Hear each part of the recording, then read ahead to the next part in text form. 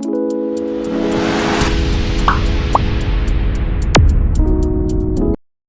नमस्कार बच्चों, आपका हमारी जीनियस क्लासेस में स्वागत है। तो आज अपन पढ़ेंगे परमाणु मॉडल के बारे में।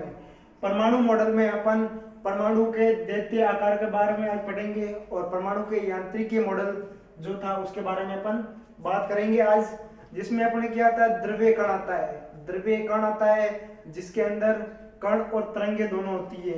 कण भी होता है, कण और तरंगे होती है यांत्रिकी मॉडल में। जिस प्रकार से इस प्रकार से ये तरंग कोई गति कर रही है, ये क्या हो रहा है, व्यतिकरण हो रहा है। साथ में मान लो ये क्या हो रहा है, कोई किरण जा रही है, रेज जिसे बोलते हैं एक्स रेज। मान लो ये एक्स किरण है तो ये जा रही है, एक्स किरण के अंदर क्या है, एक्स के अंदर तरंग भी है, प्रकाश है और कण भी है।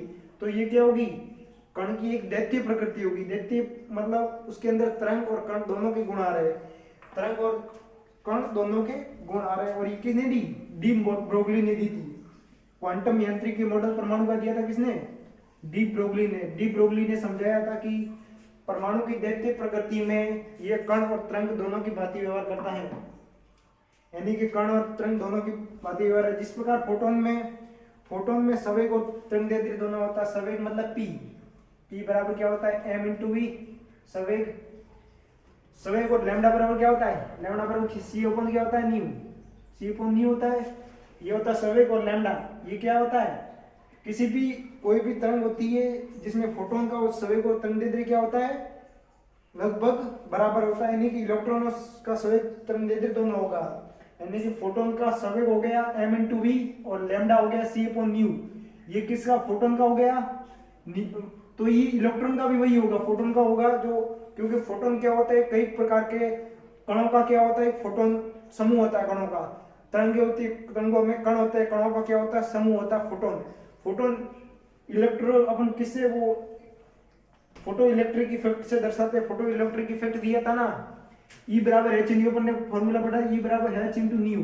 फोटो इलेक्ट्रिक इफेक्ट, जिसमें अपन फोटोन के बारे में पढ़े, फोटोन की ऊर्जा, फोटोन इसके बारे में पढ़ा था।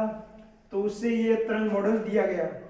तरंग मॉडल में ये फॉर्मूला भी बताया गया, लैम्डा और संवेग के मध्य संबंध बताया गया। लैम्डा बराबर क्या होता है, एच अपॉन लैम्डा बराबर एच। ई बराबर क्या होता है, ई बराबर क्या होता है, एच इंटू न्यू। न्यू होता है, एच इंटू न्यू होता है। अपन इस फॉर्मूले को मान लो न्यू की जगह अपन क्या लिख देंगे, न्यू की जगह लिख देंगे सी अपॉन क्या, सी अपॉन लैम्डा। ये लिख सकते हैं अपन, सी अपॉन लैम्डा लिख सकते हैं। इससे अलग फॉर्मूला वापस बन जाता है ई से। मान लो अपने लैम्डा इधर ले लिया तो यहाँ पे क्या बन गया, एच सी अपॉन ई। यहाँ पे बराबर क्या बन गया, लैम्डा आ गया। तो ये फॉर्मूला बन गया। तो यहाँ से संवेग और लैम्डा के मध्य क्या निकल जाता है, एक प्रकार का संबंध निकल जाता है संवेग और लैम्डा के मध्य का। यानी कि लैम्डा बराबर एच अपॉन क्या लिखते हैं अपन यहाँ पे, एम बी। तो ये क्या हो गया, एक प्रकार से एम बी क्या होता है, वेग, और द्रव्यमान का गुण क्या होता है, संवेग। संवेग बोलते हैं जिसे अपन। तो लैम्डा बराबर H upon B, H M B की जगह अपन क्या लिख सकते, पी संवेग। तो ये हो गया एक फॉर्मूला, लैम्डा और पी के मध्य का संबंध, जिसको अपन क्वांटम यांत्रिकी मॉडल से समझाते हैं, जो कि डी ब्रोगली ने प्रस्तुत किया था, जिसमें दोनों के गुण पाए जाते हैं। फिर अपन इसके फॉर्मूले के बारे में पढ़ेंगे, डी ब्रोगली ने क्या कहा था इसके बारे में, वो अपन कथन पढ़ेंगे। इसके बारे में जो भी कथन थे उसका अपन अध्ययन करेंगे। तो इन्होंने, डी ब्रोगली ने कहा था कि डी ब्रोगली, गतिशील वस्तु में तरंग के लक्षण होते हैं। कोई भी गतिशील वस्तु उसमें तरंग के लक्षण होते हैं। साधारण वस्तुओं का अधिक द्रव्यमान होने के कारण उससे संबंधित तरंग दैर्ध्य कम होती है। द्रव्यमान अधिक होता है, तरंग दैर्ध्य कम होता है। द्रव्यमान लैम्डा अपन क्या लिखा, लैम्डा बराबर अपन क्या लिखा, एच अपॉन एम वी। तो इसने पहला सिद्धांत ये बताया था कि द्रव्यमान कम होगा तो क्या होगा, द्रव्यमान कम होगा तो लैम्डा ज्यादा हो जाएगा, क्योंकि दोनों लैम्डा और द्रव्यमान क्या एक दूसरे के व्युत्क्रमानुपाती। लैम्डा 1 अपॉन लैम्डा 2 बराबर क्या होगा, m2 अपॉन m1। यानी कि लैम्डा बढ़ जाएगा तो द्रव्यमान कम हो जाएगा। तो ये क्या है, पहला पॉइंट है जो कि फॉर्मूले से सिद्ध होता है, अपन साबित कर सकते हैं। फिर सेकंड इसने क्या बताया, उनके तरंग गुणों का पता नहीं चल पाता, परंतु इलेक्ट्रॉन अन्य अपरमाणिक कण जिनका द्रव्यमान बहुत कम होता है, तरंग दैर्ध्य प्रयोगों द्वारा पहचाना जा सकता है। जिनका द्रव्यमान कम होता है उनको पहचान, बहुत कम द्रव्यमान वाले कणों का होता है, यहाँ पे द्रव्यमान बहुत कम हो जाएगा, माइनस में हो जाएगा, तो लैम्डा क्या बहुत हाई हो जाएगा। तो ऐसे अपरमाणिक कणों का लैम्डा निकालना काफी मुश्किल होता है। तो ये डी ब्रोगली ने बताया। फिर अपन यहाँ पे क्वेश्चन लेते हैं नॉर्मली क्वेश्चन कैसे पूछे जाते हैं इसमें, तो क्वेश्चन अपन लेते हैं पहला, अपन को जीरो द्रव्यमान दे रखा है, एम कितना दे रखा है 0.1 केजी, 0.1 केजी, ये फर्स्ट क्वेश्चन है। फिर अपन ने वेग दे रखा है 10 मीटर, वेग कितना दे रखा है 10 मीटर पर सेकंड, और अपन को निकालना क्या इसमें, तरंग दे दे लैम्डा निकालना है, क्या निकालना है लैम्डा, लैम्डा निकालने के लिए डायरेक्ट फॉर्मूला लगाएंगे अपन, एम दे रखा है वी दे रखा है, तो लैम्डा बराबर क्या होता है H upon M into V, M into V हो गया, द्रव्यमान इंटू वेग का गुणन होता है जो कि किसके बराबर होता है, समवेग बराबर होता है, एच का मान होता है अपन को पता है 6.62 10 की पावर -34, और मात्रक क्या होता है जूल इंटू सेकंड, तो यहाँ पे आ जाएगा जूल इंटू सेकंड।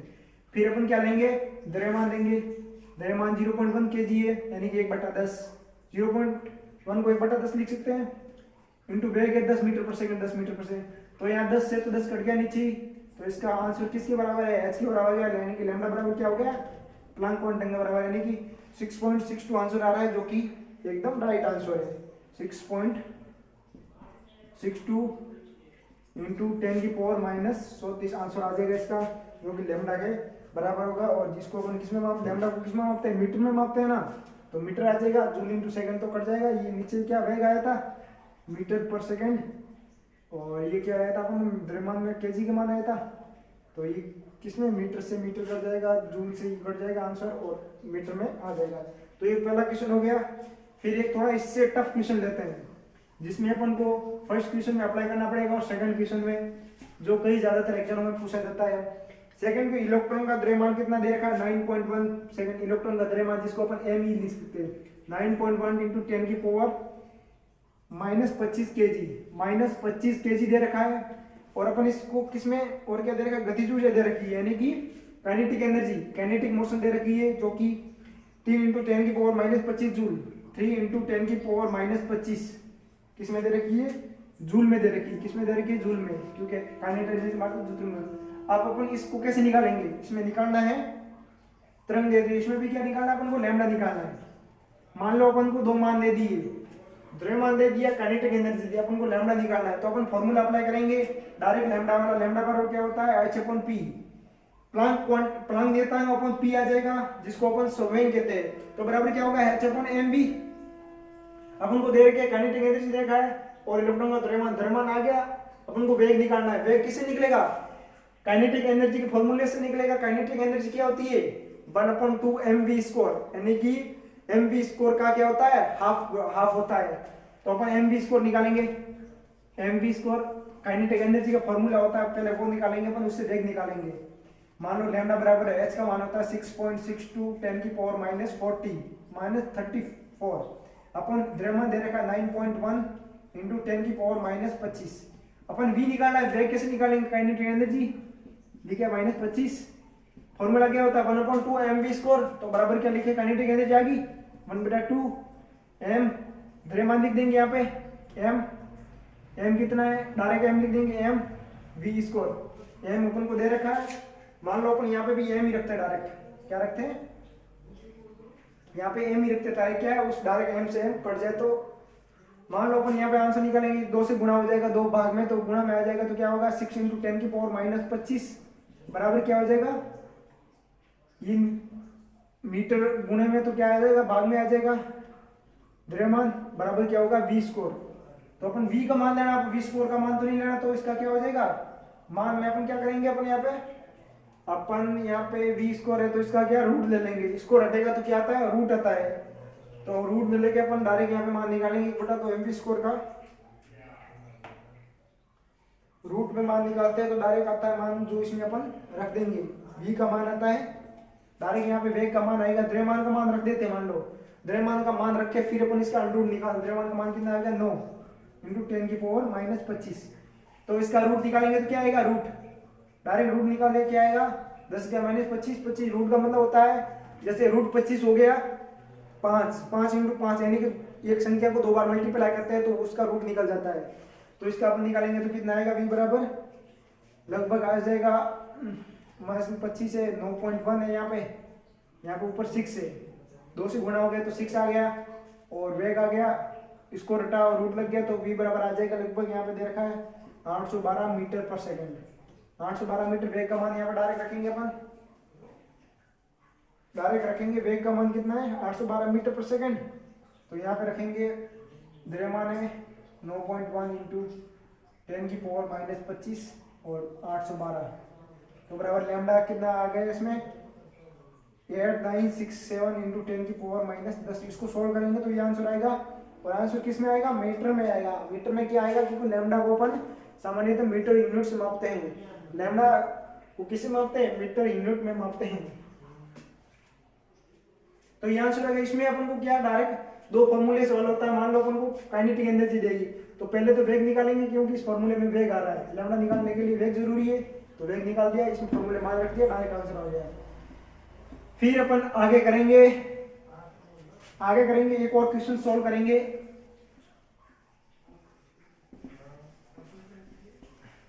आगे क्वेश्चन और सॉल्व करेंगे जिसमें भी अपन को क्या निकालना है फोटोन की ऊर्जा निकालनी। इस बार क्या निकालनी है फोटोन का द्रव्यमान निकालना। ऊर्जा नहीं, इसमें क्या दे तरंग दे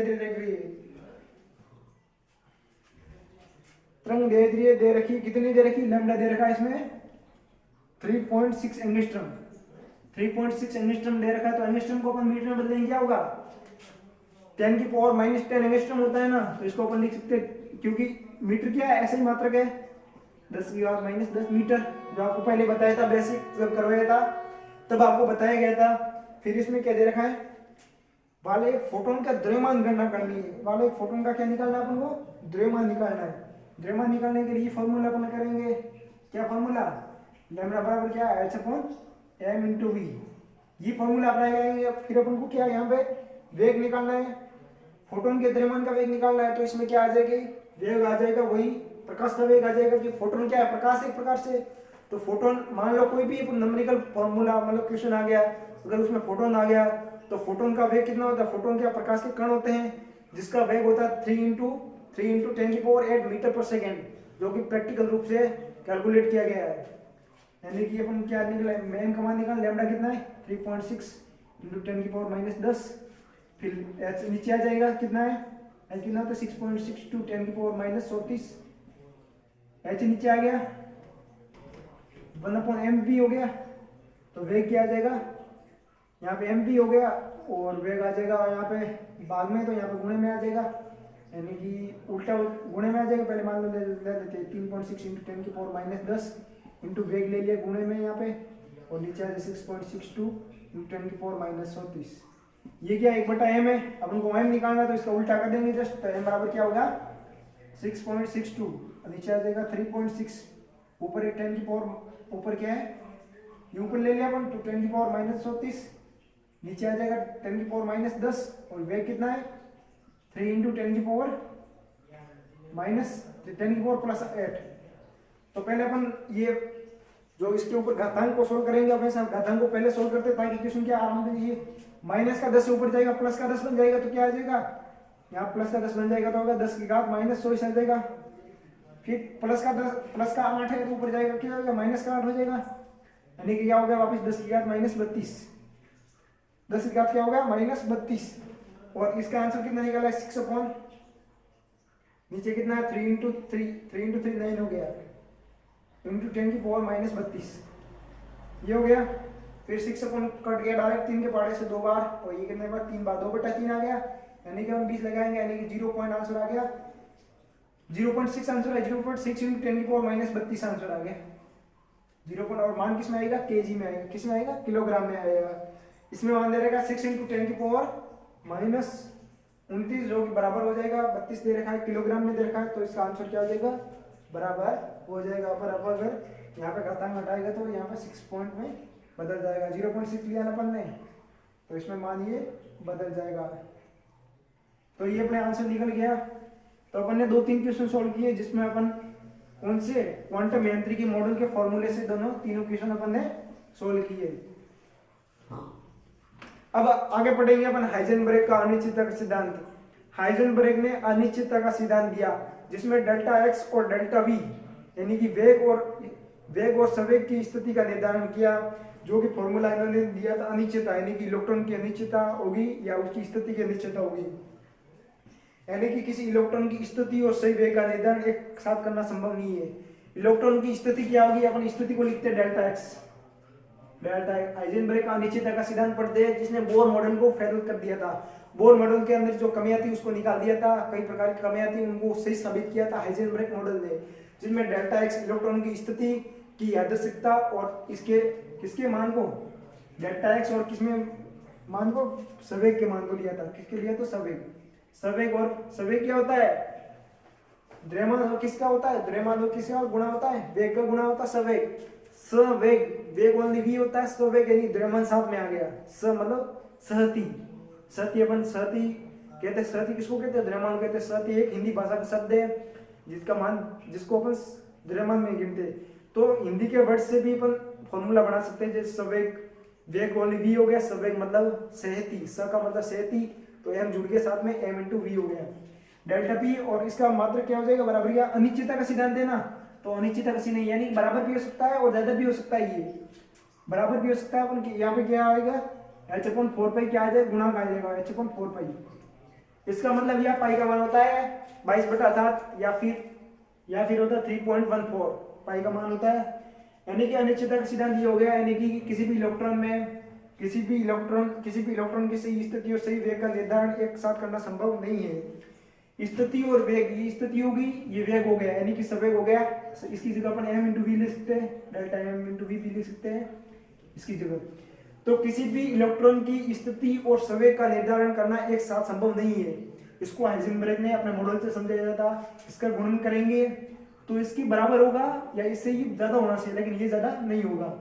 तो ये सिद्धांत अनिश्चितता को प्रकट करता है, जो कि बोर मॉडल। अनिश्चितता का मतलब ये होगा कि अपन एक का मान निकालेंगे तो एक का मान अनिश्चित निकलेगा। अपन इस फॉर्मूले में से या तो स्थिति सही निकलेगी तो डेल्टा पी अनिश्चित मान निकलेगा, या डेल्टा पी सही निकलेगा तो डेल्टा एक्स अनिश्चित निकलेगा। इसको अपन इसलिए अनिश्चितता का मॉडल कहते हैं। हाइजेनबर्ग वैज्ञानिक ने प्रस्तुत किया था, जिसमें एक्स कण की अनिश्चितता डेल्टा पी की शुद्धता को प्रकट करती है और डेल्टा पी की शुद्धता डेल्टा एक्स की अनिश्चितता को प्रकट करती है। यानी कि दोनों अनिश्चितता को प्रकट करते हैं, जो कि h अपॉन 4 पाई के पूर्ण गुणज के बराबर या इससे ज्यादा होते हैं, जो कि हाइजेनबर्ग का अनिश्चितता का सिद्धांत कहता है। तो फिर अपन ने ये देख लिया हाइजेनबर्ग का अनिश्चितता का सिद्धांत। फिर अपन देखेंगे आगे अपन क्या पढ़ेंगे, इसी सिद्धांत के बारे में पढ़ेंगे। इस सिद्धांत में इसने क्या क्या कई प्रकार के फोटोनों के बारे में दिया था। प्रकाश के फोटोन की ऊर्जा बहुत अधिक होती है, इलेक्ट्रॉन का संवेग होता है पी बराबर एच अपॉन लैम्डा होता है। संवेग क्या होता है, संवेग अपने आप ही पढ़ा था, लैम्डा बराबर क्या पढ़ा था, एच अपॉन क्या पढ़ा था, पी पढ़ा था ना। तो संवेग इधर आ जाएगा, पी बराबर क्या हो गया, एच अपॉन लैम्डा हो गया। तो ये आ गया संवेग, इसको m इंटू वी लिख सकते हैं, m इंटू बराबर क्या हो गया, एच अपॉन लैम्डा। तो ये आ गया संवेग और वेग भी निकल जाएगा। वेग निकालने के लिए द्रव्यमान इधर आ जाएगा। तो एक फोटोन का लैम्डा इतना हो गया और एक फोटोन का संवेग कितना हो गया, एक फोटोन का संवेग पी एच अपॉन लैम्डा के बराबर होता है, यानी कि प्लैंक क्वांटम हो गया और नीचे क्या आ गया, लैम्डा, जिसको अपन मीटर में होते हैं। फिर इसने क्या दिया, अनिश्चितता सिद्धांत का महत्व, इसका इंपोर्टेंस क्या है।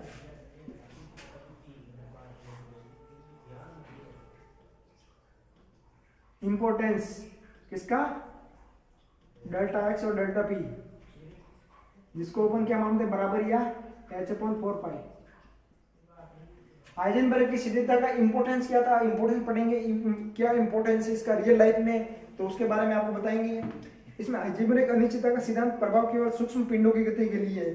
कोई भी सूक्ष्म पिंड है उसका अपन वेग में अनिश्चितता निकाल सकते हैं, यानी कि एक नंबर शुद्ध मान प्रकट होता है।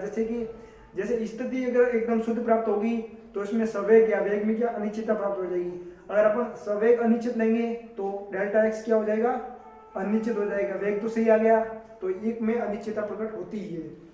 तो ये बहुत सूक्ष्म कणों पर लागू होता है, क्योंकि बहुत बड़े कणों पर लागू, क्योंकि अनिश्चितता का सिद्धांत है ये। इस सिद्धांत में कहा गया है कि निष्कर्ष निकाले पिंड की स्थिति और वेग से प्रक्षेप पथ निकाला जाता है। अपरमाणुकीय पिंड के लिए एक साथ स्थिति और वेग का निर्धारण संभव हद तक नहीं है, यानी कि जो अपरमाणुकीय पिंड होते हैं उनके लिए स्थिति और वेग का जो अनिश्चितता हो वो एक साथ नहीं निकाला सकता, इनका मान प्रक्षेप पथ पर एक साथ नहीं निकाला सकता। फिर इन्होंने दिया है अभिप्राय हाइजेनबर्ग के बारे में, वैज्ञानिक के बारे में बताया है कि हाइजेनबर्ग वैज्ञानिक क्या थे। कोई भी केमिस्ट्री में वैज्ञानिक होते हैं वो थ्योरी कैसे देते हैं, आपने ये सब थ्योरी पहले कई वैज्ञानिकों ने दी थी, लेकिन हाइजेनबर्ग वगैरह ये बाहर के वैज्ञानिक थे जो कि कई भौतिकी में इन्होंने बता रखा है, पीएचडी कर रखी है भौतिकी में। इन्होंने नील बोर के साथ भी, नील बोर वैज्ञानिक उनके साथ भी काम किया, लेकिन इन्होंने उसमें कमियां निकाल के उनके सिद्धांत को भी काफी खारिज कर दिया था। इन्होंने द्वितीय विश्व युद्ध के दौरान जर्मनी के लिए परमाणु बम बनाने का कार्य भी किया था। परमाणु बम बनाए थे द्वितीय विश्व युद्ध में। परमाणु बम के बारे में देशों में काफी युद्ध हुए थे, काफी अनिश्चितता चली थी, तो तभी से इनके मन में अनिश्चितता का सिद्धांत आने लग गया था, मतलब ऐसा कहा जाता है इस वैज्ञानिक के बारे में। और एक जाने माने पर्वतारोही भी थे, ये एक जाने माने पर्वतों पर भ्रमण भी करते थे, क्योंकि उनका पहले वहां का कल्चर था, लेकिन अभी हर जगह फैल रहा है ये काफी, और ये आधुनिकता को भी लोग प्रदर्शित करते हैं इससे। फिर अपन पढ़ेंगे इसके बारे में फॉर्मूला मॉडल, फॉर्मूला से क्वेश्चन सॉल्व करेंगे। हाइजेनबर्ग की अनिश्चितता के सिद्धांत से अपन एक क्वेश्चन को डेरिवेशन निकालेंगे, क्वेश्चन का मान निकालेंगे। एक सूक्ष्मदर्शी उपयुक्त फोटोन का उपयोग करके किसी परमाणु में इलेक्ट्रॉन को, अपना क्वेश्चन है एनसीईआरटी का, एक सूक्ष्मदर्शी उपयुक्त फोटोनों का, एक सूक्ष्मदर्शी फोटोनों का उपयोग करते हैं। कोई भी क्वेश्चन होता है उसकी लाइन को समझना बहुत इंपॉर्टेंट। जैसे फोटोन हो गया तो अपने माइंड में डायरेक्ट आना चाहिए कि फोटोन का मीन्स एनर्जी आ रही है, मीन्स उधर से एनर्जी आ रही है, मतलब प्रकाश आ रहा है, प्रकाश के साथ फोटोन आ रहे हैं, और फोटोन का वेग कितना है 3 × 10⁻8 जो कि पॉजिटिव होगा, इंटू मीटर पर सेकंड में वेग आएगा, जो अपन को डायरेक्ट माइंड में आना चाहिए। फोटोन आ गया इसका मतलब वेग आ गया प्रकाश का। फिर इसमें दे रखा है परमाणु में इलेक्ट्रॉन को 0.1 एंगस्ट्रॉम दूरी के साथ, परमाणु में इलेक्ट्रॉन को 0.1 एंगस्ट्रॉम दूरी, एंगस्ट्रॉम में दे रखा है परमाणु में इलेक्ट्रॉन की दूरी दे रखी है इसने कितनी 0.1 एंगस्ट्रॉम। परमाणु में इलेक्ट्रॉन की दूरी 0.1 एंगस्ट्रॉम दे रखी है। इसका मतलब क्या हो गया 0.1 × 10⁻−10 हो गया, इसको अपन मीटर में ले लेंगे। फिर अगर 1 इंटू क्या लिखेंगे अपन, लिखेंगे तो ये क्या बड़ी संख्या हो जाएगी, यहाँ तक क्या हो जाएगा छोटा हो जाएगा, छोटे का मतलब 10⁻11 मीटर हो जाएगा। तो एंगस्ट्रॉम को मीटर में बदल दिया, 10⁻11 मीटर आ गया। फिर इसने दे रखा है स्थिति को जानने के लिए उपयुक्त होता है इसका वेग मापन अंतर्निहित अनिश्चितता क्या है। तो इसमें अपन को क्या वेग मापन की अनिश्चितता निकालनी है। वेग मापन में यानी कि डेल्टा भी निकालना अपन को, यानी कि इसमें दे रखा है delta x into delta m into v, अपन को वेग निकालना है। बराबर क्या होता है h अपन, ये होता है अनिश्चितता, h मात्रक होता है, ये ऐसे निकलते हैं। h अपन क्या लिखते हैं 4 पाई लिखते हैं, h अपन 4 पाई जो अनिश्चितता का फॉर्मूला है। फिर अपन को ऐसे इसमें मान सब दे रखे डेल्टा v बराबर क्या हो जाएगा, डेल्टा v h का मान हो जाएगा 6.62 × 10⁻34 जूल इंटू सेकेंड। फिर अपन नीचे सब नीचे आ जाएगा, ये 4 आ जाएगा, पाई का मान आ जाएगा कितना 4 × पाई का मान है 3.14, पाई होता है ना पाई, उसका मान फिक्स होता है 22/7 जो कि सोल्व करते हैं अपन 3.14 आता है। फिर अपन यहाँ पे डेल्टा v निकालना है अपन को वेग, तो x और v नीचे m द्रव्यमान नीचे आ जाएगा, ये डेल्टा x और डेल्टा v यहाँ पे नीचे आ जाएगा, जिसको अपन किसमें लेंगे, वेग और द्रव्यमान आ जाएगा। इलेक्ट्रॉन का द्रव्यमान बताया ना, तो इलेक्ट्रॉन क्या आ जाएगा द्रव्यमान, इलेक्ट्रॉन का द्रव्यमान कितना होता है 9.1 × 10⁻31 केजी होता है।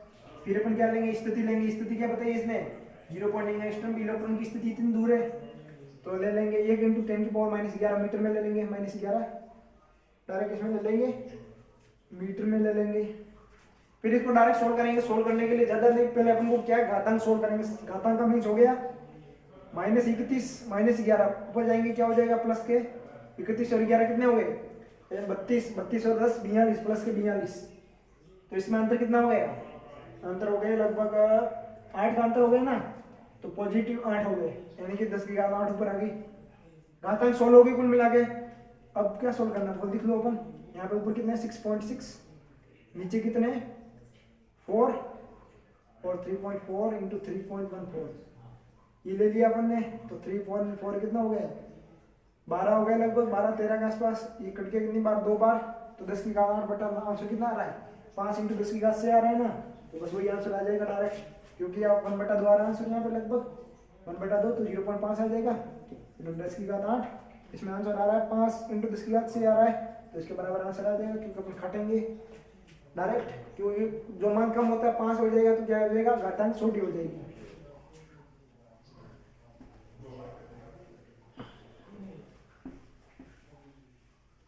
तो अपन ने ये आंसर पढ़ लिया, इसका अनिश्चितता का सिद्धांत का अपन ने क्या कर लिया, डायरेक्ट ये फॉर्मूले से भी सोल्व कर लिया क्वेश्चन को। ऐसे क्वेश्चन भी आते हैं, कोई भी अनिश्चितता थी अपन ने यहाँ पे वेग में अनिश्चितता निकाले, आपको स्थिति में अनिश्चितता में पूछ सकते हैं वेग देके, तो आपको हमेशा इस बात का ध्यान रखना है। फिर अपन पढ़ेंगे बोर मॉडल की विफलता। बोर मॉडल की विफलता के क्या कारण थे, बोर मॉडल की विफल क्यों हुआ था, किस कारण हुआ, तो इसमें बताया गया कि बोर में एक इलेक्ट्रॉन को आवेशित कण के रूप में नाभिक के सियार और वर्ताकार कक्षाओं में घूमता हुआ माना जाता है। एक इलेक्ट्रॉन होता है, क्या होता है, अपन बोर मॉडल में बताया था, नाभिक के सियार और घूमता है। नाभिक क्या होता है, पॉजिटिव होता है, इलेक्ट्रॉन क्या नेगेटिव होता है।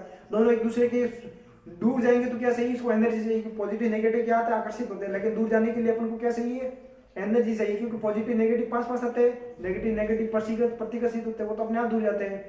लेकिन नेगेटिव पॉजिटिव को दूर जाने के लिए बल चाहिए, जो कि इसमें बताया गया पिंड। इस मॉडल में इलेक्ट्रॉन के तरंग लक्षण पर कोई व्यवहार नहीं किया गया, तरंग के बारे में बताया नहीं किया गया, यानी कि इलेक्ट्रॉन के अंदर कोई तरंग भी होती है। इन कणों के व्यवहार के बारे में इलेक्ट्रॉन यानी कि कण नाभिक के सियार और नेगेटिविटी दर्शाते हुए गति करते हैं, जिसमें स्थिर वैद्युत की बल लगता है ताकि वह अपनी स्थिर वेग पर गति करते हैं। जब इलेक्ट्रॉन की सही स्थिति और सही वेग दोनों एक साथ होता है, हाइजेनबर्ग के सिद्धांत के अनुसार ऐसा संभव नहीं है, यानी कि इलेक्ट्रॉन की स्थिति और वेग दोनों एक साथ संभव नहीं है।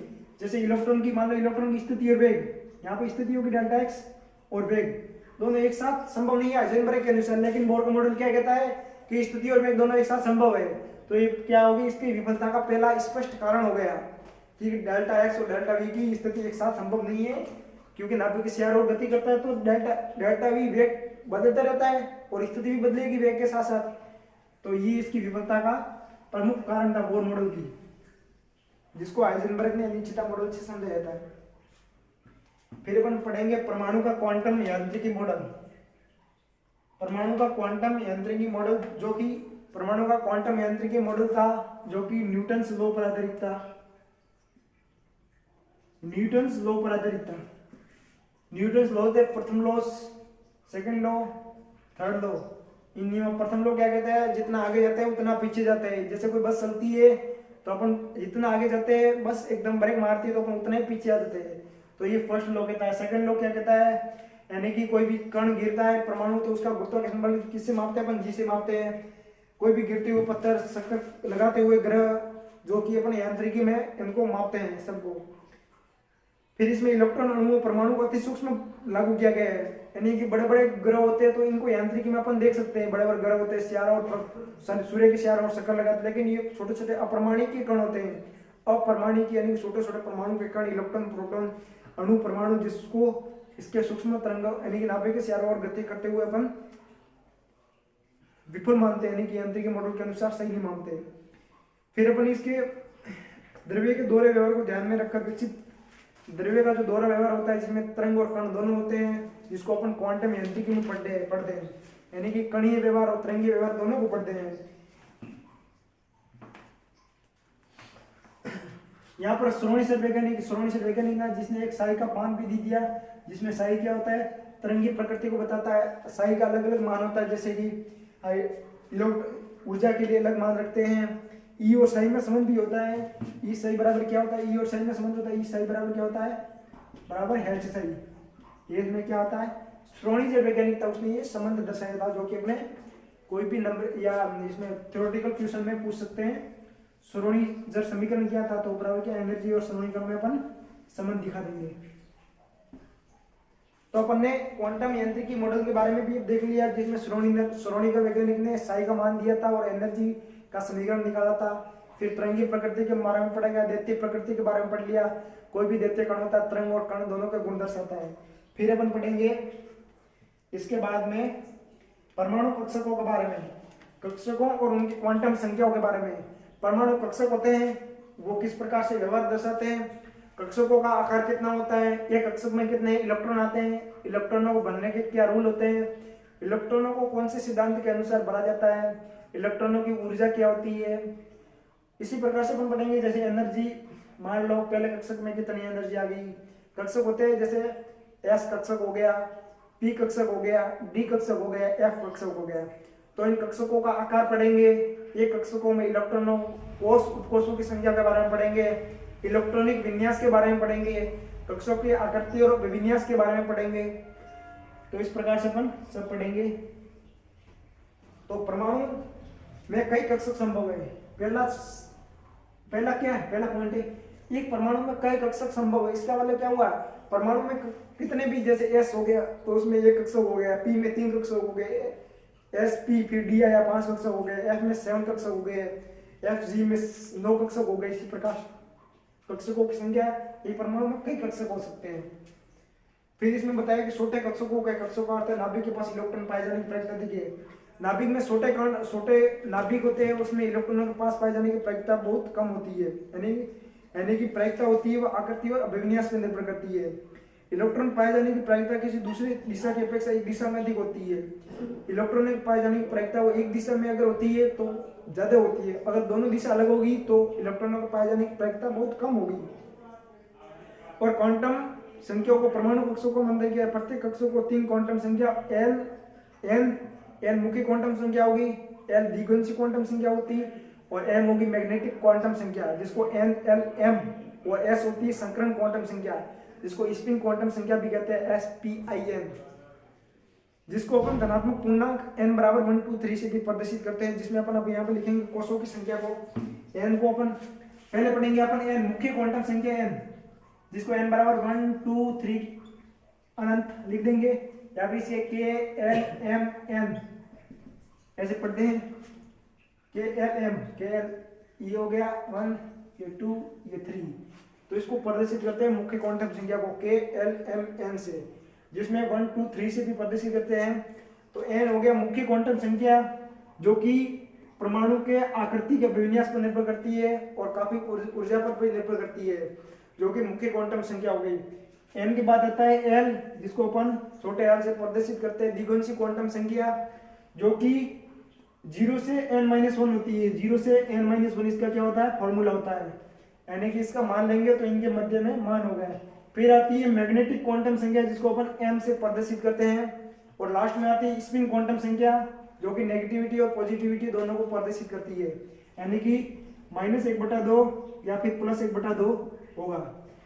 n का मान होता है वो ऊर्जा पर निर्भर करता है, यानी कि मुख्य ऊर्जा को दर्शाता है। जैसे अपन कक्षों को 1s 3p 4p, तो इसमें एनर्जी सबसे ज्यादा किसकी होगी, मुख्य क्वांटम संख्या किसकी ज्यादा है, 4p, 4 है सबसे ज्यादा, तो एनर्जी इसकी ज्यादा होगी, फिर इसकी सबसे कम हो जाएगी। तो इन कक्षकों के बारे में अपन पढ़ेंगे। तो पहले अपन पढ़ेंगे मुख्य क्वांटम संख्या n, मुख्य क्वांटम संख्या n के बारे में। मुख्य क्वांटम संख्या n के बारे में पढ़ेंगे। n के बारे में जो कि परमाणु की आकृति और काफी हद तक ऊर्जा, आकृति और ऊर्जा पर निर्भर करती है। किस पे, आकृति और ऊर्जा, आकार और ऊर्जा, किस पे, साइज और ऊर्जा पर निर्भर करती है। फर्स्ट लिखेंगे साइज और एनर्जी पर, साइज और एनर्जी के बारे में बताती है। फिर अब सेकंड लिखेंगे द्विगुणित क्वांटम संख्या। द्विगुणित क्वांटम संख्या को अपन l बराबर 0 से n-1 भी लिख सकते, 0 से n-1 तक प्रदर्शित करती है। l बराबर ये होता है। अपन द्विगुणित क्वांटम संख्या को दूसरा कक्षीय कोणीय संवेग भी कहते हैं। l बराबर कक्षीय कोणीय संवेग को प्रदर्शित करती है, यार इसे अपन भौम कोणीय संख्या भी, भौम यानी मुख्य क्वांटम, यानी कि मुख्य क्या कहते हैं, मुख्य द्विगुणित क्वांटम संख्या भी कहते हैं l को। तो 0 से n-1 होती है, यानी कि n बराबर मान लो n बराबर क्या हो गया, 1 हो गया, तो l क्या होगा, l बराबर क्या होगा, n की जगह 1 रखेंगे, 1 - 1 क्या होगा, 0 होगा, जो कि s कक्षक को प्रदर्शित करेगा। तो n 1 हो गया तो l क्या होगा, 0 हो गया, जो अपन फॉर्मूले से निकाल दिया। फिर अपन n बराबर 2 ले लेते मान लो, तो 2 यहाँ पे रख देंगे, 2 - 1 क्या हो गया, 1, तो l बराबर क्या आ गया, 1 आ गया, जो कि किसको प्रदर्शित करता है, p कक्षक को।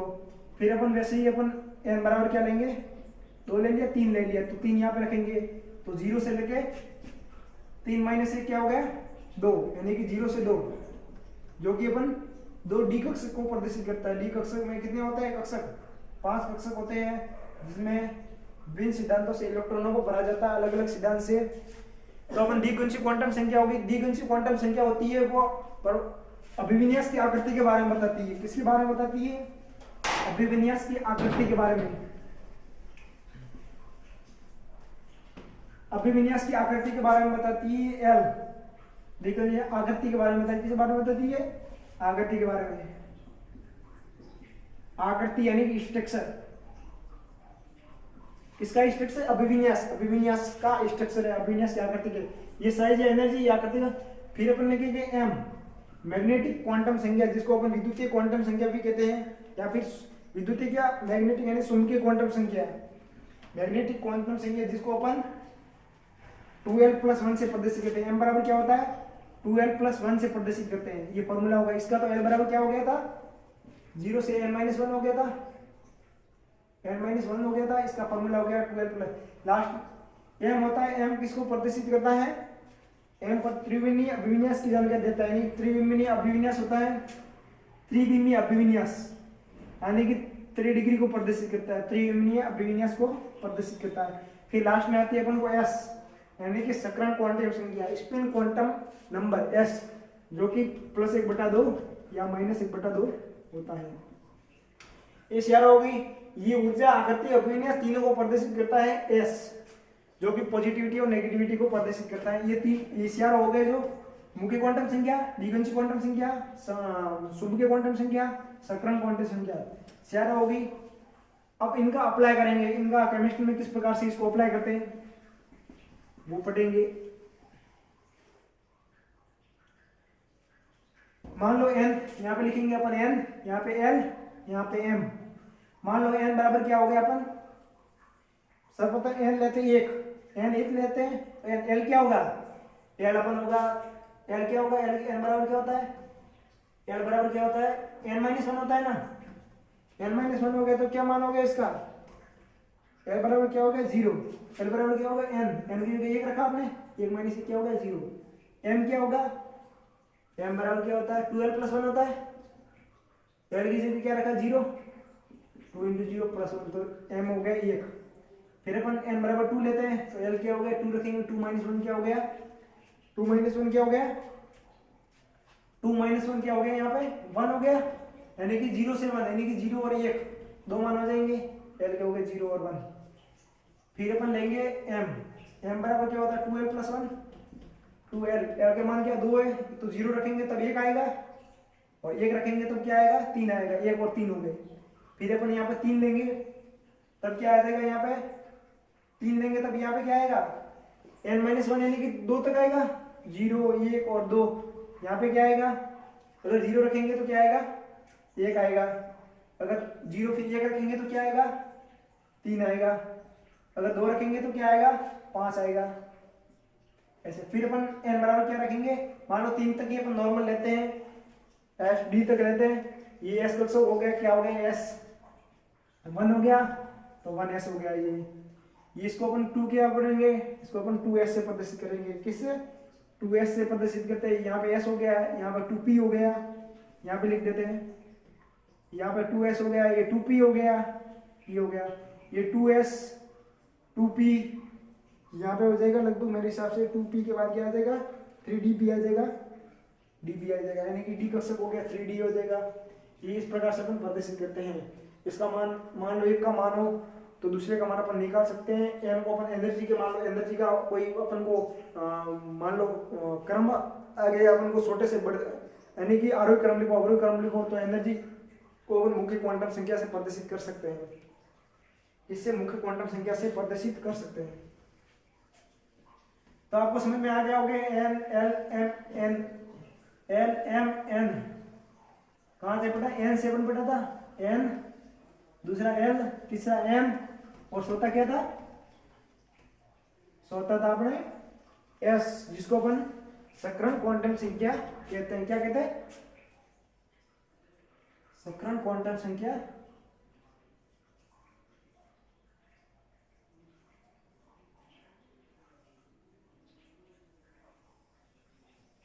जिसको अपन क्या कहते हैं सकरण क्वांटम संख्या कहते हैं। क्या कहते हैं सकरण क्वांटम।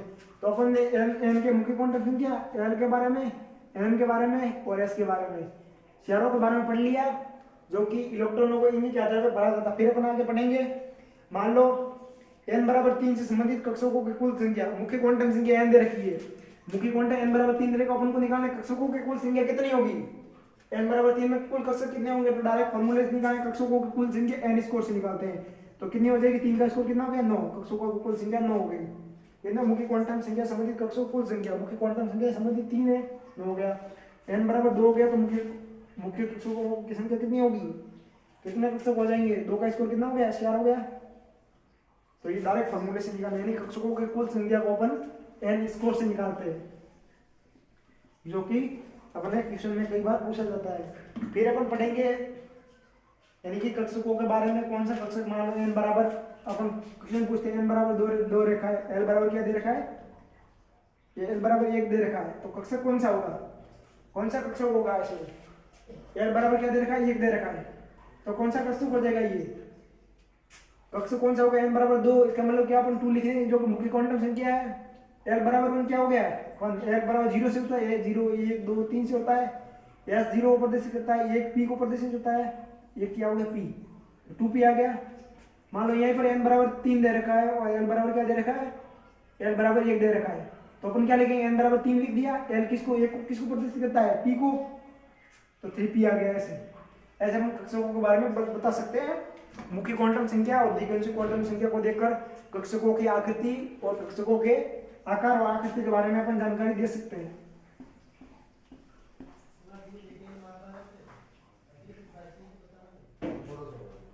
फिर अपन इसके बारे में आगे पढ़ेंगे, ऊर्जा के कक्षक मान लो n पढ़ लिया, l हो गया अपने, m हो गया, s हो गया, मुख्य क्वांटम संख्या हो गई, CR हो गया, और CR अलग अलग आकृति और विन्यास को प्रदर्शित करते हैं।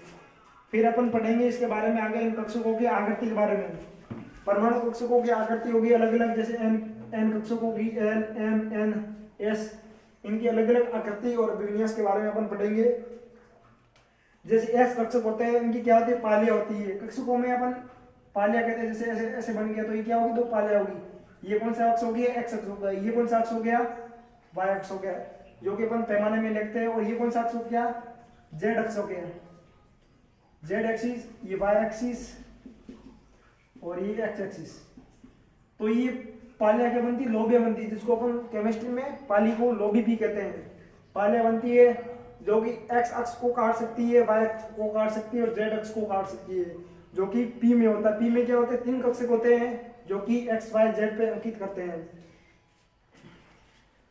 तो अपन आकृति पढ़ेंगे, सर्वप्रथम s कक्षक की आकृति।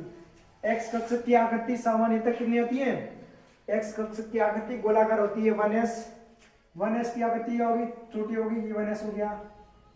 फिर अपन 2s के बारे में पढ़ेंगे, 2s थोड़ा बड़ा हो गया, ये 2s। फिर अपन p के बारे में पढ़ेंगे, तो p में क्या होता है, 2p के बारे में क्या होता है, 2 n को प्रदर्शित करता है, p किसको प्रदर्शित करता है, l बराबर क्या होगा, p यानी l बराबर क्या होगा, 1, n बराबर 2, l बराबर क्या हो गया, l बराबर 1 हो गया, p बराबर क्या हो गया, 2, n बराबर 2 हो गया। तो अपन इसमें क्या निकालेंगे, इसकी आकृति पहले पढ़ेंगे, 2px की 2px की आकृति बारे में, जो कि x अक्ष पे होगी, किस पे होगी, x अक्ष पे होगी। 2px की आकृति निकालेंगे अपन, जो कि अपन मान लो पहले अपन पैमाना बनाएंगे, फिर अपन इसकी आकृति निकालेंगे x अक्ष पर। ये 2 लोबिया बन गई, ये x अक्ष हो गया, ये y अक्ष हो गया, और ये कौन सा, z अक्ष हो गया, कौन सा अक्ष हो गया, z अक्ष हो गया। तो ये क्या बन गई, x अक्ष पे क्या बन गई, लोबिया बन गई। फिर अपन 2py लेंगे, 2py,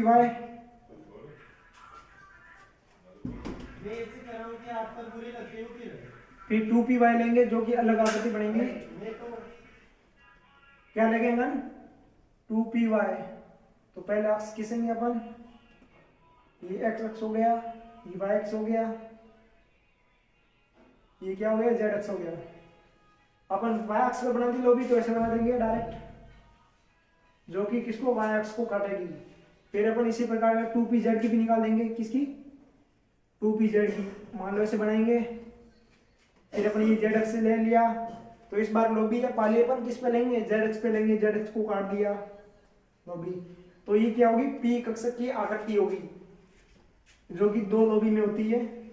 x अक्ष की आकृति गोलाकार होती है, जो कि अभिविन्यास को प्रदर्शित करती है, अलग अलग अभिविन्यास होता है।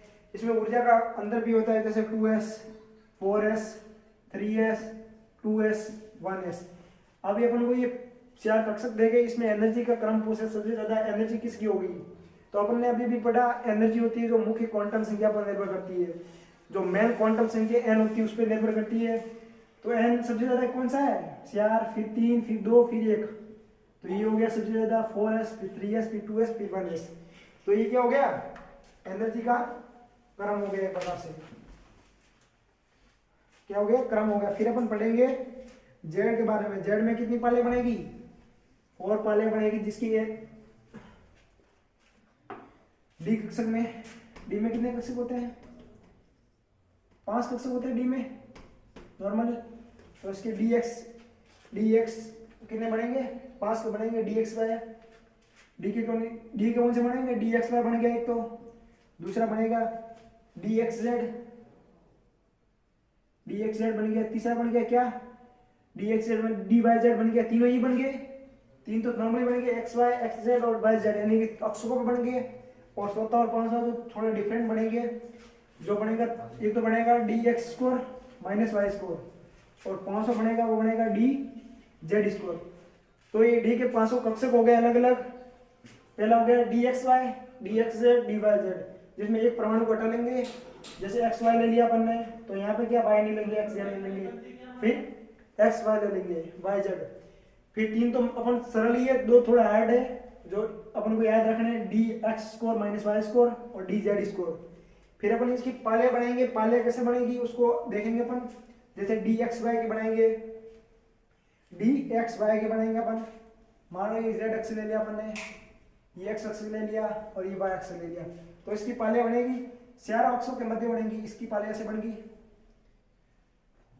मैंने कि अक्ष को नहीं काटेंगे, चारों पाले बनेगी, जो कि एक्स वाई और जेड तीनों अक्षों के मध्य बनेगी। फिर अपन बनाएंगे डी एक्स जेड की, डी एक्स जेड की जेड अक्ष पे बन जाएगी। फिर डी वाई जेड की वाई अक्ष पे, यहाँ पे एक्स अक्ष पे, यहाँ पे जेड अक्ष पे, यहाँ पे वाई अक्ष पे, तीनों के अलग अलग इसी प्रकार से बन जाएगी और पाली का फर्क आ जाएगा। फिर अपन पढ़ेंगे D x square minus Y square की कैसे बनेगी। सबसे डी में इंपॉर्टेंट है D x square minus Y square की संरचना, जो कि अक्ष पे बनती है। D x square minus Y square की संरचना किस पे बनती है, अक्ष पे। मान लो ये अपन ने एक्स अक्ष ले लिया, ये अपन ने वाई अक्ष ले लिया और ये जेड अक्ष ले लिया, तो इसकी संरचना अपन ये ध्यान रखना है अक्षों पे बनती है। जैसे ये अक्ष हो गया, कौन सा, वाई अक्ष हो गया। दूसरा अपन ने क्या किस पे बना देंगे, एक्स अक्ष पे बना देंगे। एक्स और वाई लिया ना, ये एक्स हो गया और ये वाई हो गया, तो दोनों पे बनानी है अपन को, तो ये बना दिया। यानी कि जो अक्ष होता है, अक्ष पाली होती है, वो अक्ष को दोनों भाग में बराबर काटती है। किसमें, D x square minus Y square. तो इसका सिंपल सा ध्यान रखना है, इसका डायग्राम आता है, निम्न में से कौन सा गलत है, तो अपन को शेयर ये बना कर दे देंगे पैमाने। तो निम्न में से कौन सा D x square minus Y square के लिए पैमाना सही होगा। तो अपने लिए ये जो पालियां होती है, लोबिया होती है, जिसको अपन कहते हैं, वो अक्ष पर बनती है। कौन से एक्स पे बनेगी, एक्स और वाई एक्स पे। और एक्स और वाई एक्स पे क्यों बनेगी, क्योंकि अपन ने d x square minus Y square आ गया। फिर डी जेड स्कोर की अपन कैसे बनाएंगे, जेड स्कोर की पाली क्या होगी, पाली एक के ऊपर एक बन जाएगी। डी जेड स्कोर की पाली के जेड एक्स पे बनेगी। ये अपन है जेड एक्स है, ये वाई है, ये एक्स है, तो अपन क्या बन जाएगी, इस पे बन जाएगी पाली। इसके आंतरिक भाग की ओर बनेगी, पीछे की ओर बनेगी, जिसको अपन दिखा नहीं सकते। मान लो मैं डॉट डॉट से लिख देता हूँ यहाँ पे, डी जेड स्कोर है अपने पास। जेड स्कोर है मतलब जेड पे 2 अलग अलग पाले बनेगी, एक पाली ऊपर दिख गई, एक पाली पीछे की ओर बनेगी, जिसको अपन दिखा नहीं सकते। तो ये आकृति अपन ने पढ़ ली, अलग अलग आकृति पढ़ ली अपन ने। तो इन आकृति को आपको ध्यान रखना है। मुख्य रूप से डी कक्षक में D x square minus Y square और डी जेड स्कोर की आकृति को अपन को ध्यान में रखना है, ताकि आकृति कई बार क्वेश्चन में परमाणु मॉडल से क्वेश्चन उठा है कि डी एक्स स्कोर और D x square minus square Y square और डी जेड स्कोर की आकृति क्या क्या होती है, तो उनके बारे में क्वेश्चन पूछ, डायरेक्ट ये भी पूछ सकता है कि कक्षक कौन सा होता है। मान लो चार ऑप्शन दे दिए अपन को, जैसे अपने कक्षक तो होता है D x square minus Y square, ये सही होता है, तो ऐसे भी पूछ सकते हैं D x square minus Y Z square, ये कक्षक होता है या नहीं होता है। ये नहीं होता है, क्योंकि अपने ये कक्षक होता है स्वतः कक्षक, ये डिजोरी नहीं करता, तो ये क्या होगा, गलत होगा अपने। फिर अपन पढ़ेंगे एनर्जी के बारे में। कक्षक पढ़ लिया, कक्षकों की क्या पढ़ेंगे, एनर्जी के बारे में। इनकी अलग अलग एनर्जी होती है, ऊर्जा स्तर होते हैं। तो एनर्जी मुख्य निर्भर करती है एन, मुख्य क्वांटम संख्या पर। मुख्य क्वांटम संख्या होती है 1 2 3 4 5 6 से अनंत तक, यानी कि इसमें केवल मुख्य क्वांटम संख्या पर निर्भर करती है कक्षकों की आकृति। मान लो एक क्रम आपको देते हैं 1s 2s फिर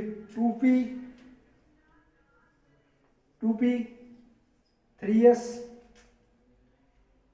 3p, 3p के बाद देगा 3d, 3d, 4s, 4p, 4p के बाद दे दिया 4d और 4f। अब अपन यहाँ पे देखेंगे, पहले देखेंगे आकृति के बारे में। आकृति में सबसे पहले अपन मुख्य क्वांटम संख्या देखी जाती है। पहले n देखा जाता है, जब n बराबर हो तो अपन किसको देखते हैं, l को देखते हैं, यानी कि l किसका ज्यादा है। मान लो अपन ने एनर्जी में इसमें 1 और 2 मुख्य क्वांटम संख्या देखेंगे। पहले मुख्य क्वांटम संख्या किसकी ज्यादा है, 2 ज्यादा है, तो ये बड़ा हो जाएगा, एनर्जी इसकी ज्यादा हो जाएगी। फिर 2s मुख्य क्वांटम संख्या बराबर होगी, मुख्य क्वांटम संख्या बराबर होगी तो अपन किसको देखेंगे, अब अपन 2 को देखेंगे, यानी कि इसमें 2 है और इसमें 2 है, ये समान हो गए, तो अपन l को देखेंगे।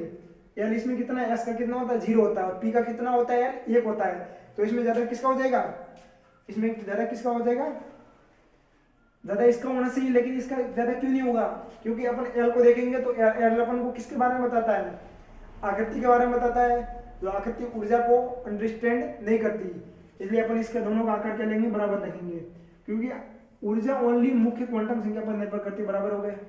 फिर 2p और 3s में किसका ज्यादा होगा, तो इसमें 3 का ज्यादा होगा मुख्य क्वांटम संख्या, 3s 3p इस पर निर्भर करती नहीं, तो बराबर हो जाएगा। फिर 3d बराबर हो जाएगा, 3d और 4d में 4s का ज्यादा हो जाएगा, इसमें बराबर हो जाएगा, और 4s इसका बराबर हो जाएगा, 4f लगभग इन सबका क्या हो जाएगा, बराबर हो जाएगा, अंत में क्या हो जाएगा, बराबर हो जाएगा, 4s 4p 4d और 4f सबका क्या हो जाएगा, बराबर हो जाएगा, बराबर बराबर बराबर। तो ये हो गया, इससे ही साबित हो गया कि एनर्जी होती है वो मुख्य क्वांटम संख्या पर निर्भर करती है। किस पे निर्भर करती है, मुख्य क्वांटम संख्या पर निर्भर करती है। बाकी अपने कुछ भी हो, एनर्जी बराबर हो जाती है। फिर अपन इसके बाद में आगे पढ़ेंगे परमाणु में कक्षकों का भरना। परमाणु में किस प्रकार से कक्षक भरे जाते हैं, जैसे कि एस परमाणु हो गया, जिसमें पहले हाइड्रोजन हो गया, इसमें 1 इलेक्ट्रॉन आ गया, तो एस कक्षक में 1 इलेक्ट्रॉन आएगा। फिर हीलियम हो गया, तो एक कक्षक में 2 इलेक्ट्रॉन आएंगे, तो इलेक्ट्रॉन एक दूसरे के क्या होने चाहिए, विपरीत होने चाहिए, यानी कि इलेक्ट्रॉनों का सकरण एक दूसरे के होने चाहिए विपरीत, यानी आधा पॉजिटिव आधा नेगेटिव, तभी क्या हो जाएगा, उसको स्थायित्व प्राप्त हो पाएगा। जैसे हीलियम का हो गया 1s2 हो गया, लिथियम हो गया 1s2, 2s1 हो गया, 2s1 यानी कि दूसरे कक्षक में भरा जाएगा 1 इलेक्ट्रॉन। एस का 2 कक्षक होते हैं, 1s2 2s2, फिर आ जाएगा 2p6 आ जाएगा, क्योंकि पी के पास 3 कक्षक होते हैं, जो कि lithium, hydrogen, helium, lithium, beryllium. Beryllium boron में प्रदर्शित करते हैं, बोरॉन से पी कक्षक स्टार्ट होता है। अपन पीरियोडिक टेबल में देखते हैं, जैसे हाइड्रोजन, हीलियम, लिथियम, बेरिलियम ये एस कक्षक में आते हैं, तो इलेक्ट्रॉनिक स्तर भी एस कक्षक भरे जाएंगे, तो इसमें एस ऐसी आएगा। जैसे hydrogen, helium, lithium, beryllium, beryllium का क्या होता है 1s2 2s2 हो गया, और फिर 1s2 2s2 2p1 लग गई, पी कक्षक हो गया, तो बोरॉन डायरेक्ट किस में से लगा, पी में से लगा गया।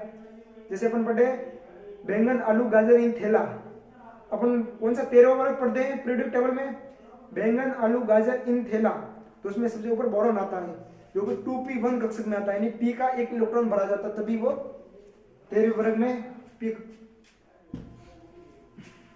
पी फैमिली में गिना जाता है।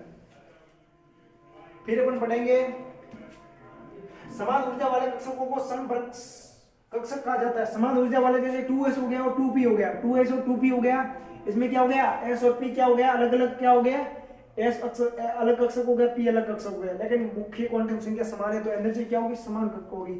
अगर एनर्जी समान होगी मुख्य क्वांटम संख्या के कारण, तो इनको अपन क्या कहेंगे, समभ्रस समभ्रस कक्षकों की एनर्जी समान होती है। तो आपको एक ये डेफिनेशन याद रखनी है कि जो भी समभ्रस कक्ष होते हैं उनकी ऊर्जा हमेशा समान होती है।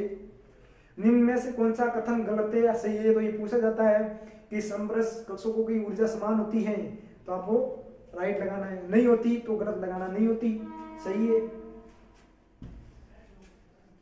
समभ्रस कक्षक पढ़ लिया, डेफिनेशन आती है डीजेनरेट। समभ्रस को अपन क्या कहते हैं इंग्लिश में, डीजेनरेट। डीजेनरेट समभ्रस कक्षक बहुत याद रखना है, जिन 2 कक्षकों की ऊर्जा समान हो जाती है उनको अपन समभ्रस कक्षक कहते हैं।